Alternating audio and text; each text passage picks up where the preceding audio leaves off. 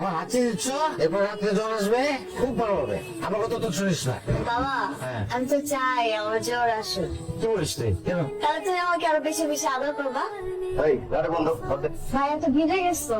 বাবা, টাকা লাগবে আমার কয়েক লাখ, টাকার ব্যবস্থা করে। 5 লাখ টাকা মানে? তুই তো একটা আধুনিক যোগ্য না, একটা টাকাও পাবি না তুই আমার কাছ থেকে। টাকা লাগবো মানে টাকা লাগবো। টাকার ব্যবস্থা যদি না করে দেন তাহলে কেমনে টাকার ব্যবস্থা করতে হয় ওটা আমি খুব ভালো করে জানি। টাকা কামাই করা কত কষ্ট তুই জানিস? আপনি আমার এই বাড়ি লেখা দেন, বাড়ি বেচে আমি টাকার ব্যবস্থা করে নেবো। তুই আমার বাড়ি বিক্রি করার কথা বলিস? তোর আমি আব্বা জানোয়ার, নেশাখোর গামছুটি, আব্বাকে হাত তুলিস। তুই কি করলি? এটা তুই আমার গায়ে হাত তুললি। তোরা তো আমি বাঁচাই রাখুন না, তোরে খুন করে ফেলা মাঝখানে। তোরে বাঁচাই রাখুন না আমি। তোরে বাইরে বাবু। হে বাবা, স্যার, তুই যা চাস আমি তাই দেবো, তুই যা চাস আমি তাই দেবো। স্যার, তুই যা চাস আমার মেয়েটার মেরে ফেলে, স্যার, আমার মেয়েটার মেরে ফেলে। আব্বা, আব্বা চলে আসছে। আব্বা, আমি চলে আসছি। আব্বা, আব্বা, আব্বা, কে আছে? আমার আব্বা, আমার কাছে আমার আব্বা। ভাই, ভাই, ভাই, ভাই, দেখো। চিন্তা করবেন না, আপনার বাবার শরীরটা অনেক দুর্বল আর উনি মানসিক ভাবেও শর্ট হয়েছেন। জি স্যার, আমি স্যার, আমি কোথায়? এটা কার বাড়ি?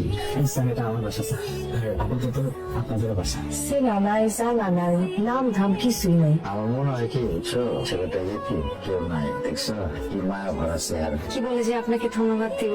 আমি সেই কৃতজ্ঞ থাকবো। বাবা যত দ্রুত সুস্থ হয়ে যাবে আমরা এখান থেকে চলে যাবো। দূরে গেলে কি আপনি বলে বলতে হয়েছিল? আচ্ছা, তোমার নাম নাকি হাতান?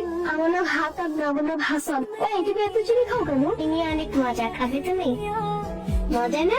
মিষ্টি। আজকে থেকে তো বললো চিনি, যেরকম চিনি খেতে অনেক মিষ্টি, তুমিও মিষ্টি।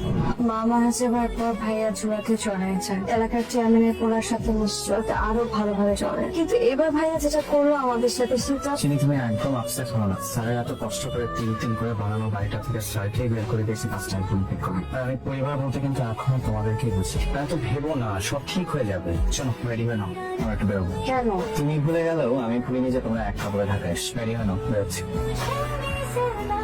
কেমন আছে আমাকে? মায়াবী, এটা আবার কি তোমার ফ্রেন্ড?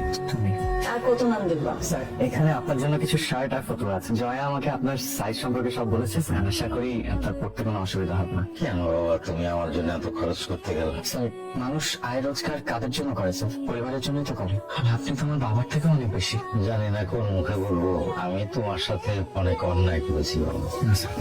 তুমি আমারে ক্ষমা করে দিলে বাবা। স্যার, কি করতেছেন স্যার? বাবা কখনো সন্তানের কাছে ক্ষমা চায়? এ আমার বাবার থেকে অনেক অনেক বেশি স্যার। আমার শরীরের এই চামড়া কেটে আপনার পা মুড়াই দিলেও এই ঋণ শোধ হবে না স্যার।